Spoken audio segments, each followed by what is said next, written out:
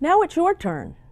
I'm going to give you the opportunity to calculate overhead rates and allocate overhead to some products. How exciting!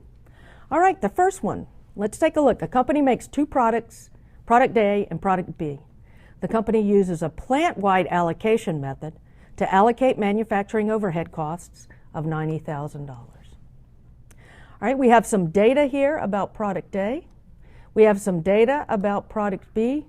And then we have some data about the total of these two. I'm asking you to determine how much manufacturing overhead per unit is allocated to each product, A and B, if the company uses the following as the allocation base. So first you would do an allocation assuming that they're using units as the allocation base. Then second, you would do another allocation separate from that, assuming they use direct labor dollars as the allocation base. And then finally, a third allocation separate from the first two, assuming they use machine hours as the allocation base. Take a few minutes, give it a try, then come back and we'll see how you did. And I will meet you at that lightboard. Okay, here we are at the lightboard. How did you do? Let's take a look. We're allocating overhead to product A and product B, and we're asked to use 3 different allocation bases and see what we come up with. So let's start with the first base, which is the number of units, and let's determine what our allocation rate would be. Okay, so the allocation rate is going to be determined by taking our overhead costs divided by the expected amount of the allocation base, and here in this case we've got the number of units, 3,000 units. So our allocation rate would be $30 per unit. Gets pretty straightforward to determine how much goes to A and how much goes to B. Each unit gets $30. That one's pretty straightforward. Now let's step it up a little bit. We've got, again, the $90,000 in overhead. And the expected amount of the allocation base is direct labor costs, $50,000 in direct labor costs. And so that allocation rate would be 180% of direct labor cost. Okay? So let's go over and do our allocations to A and B. All right, A incurs direct labor of $20.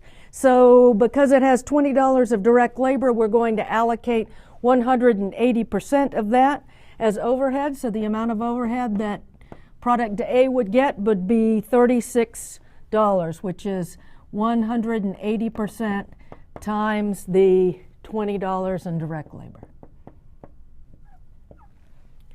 And then product B would get 180% times $15 in direct labor,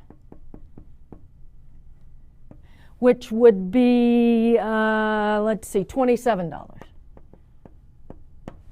Okay?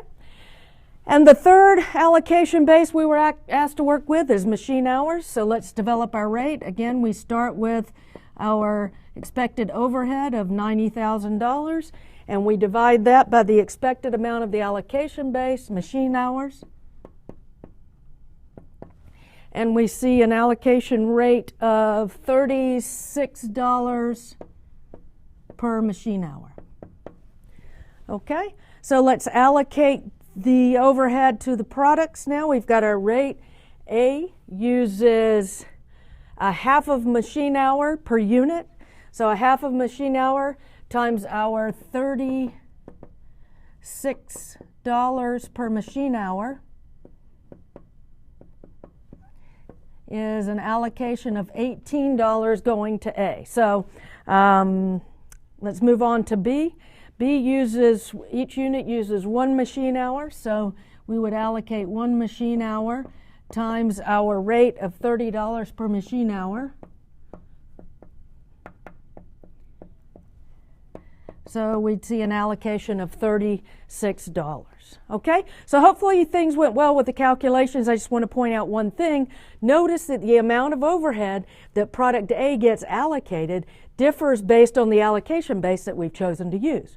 The amount of overhead that product B gets allocated differs based on the allocation base that we have chosen to use. What does that tell us?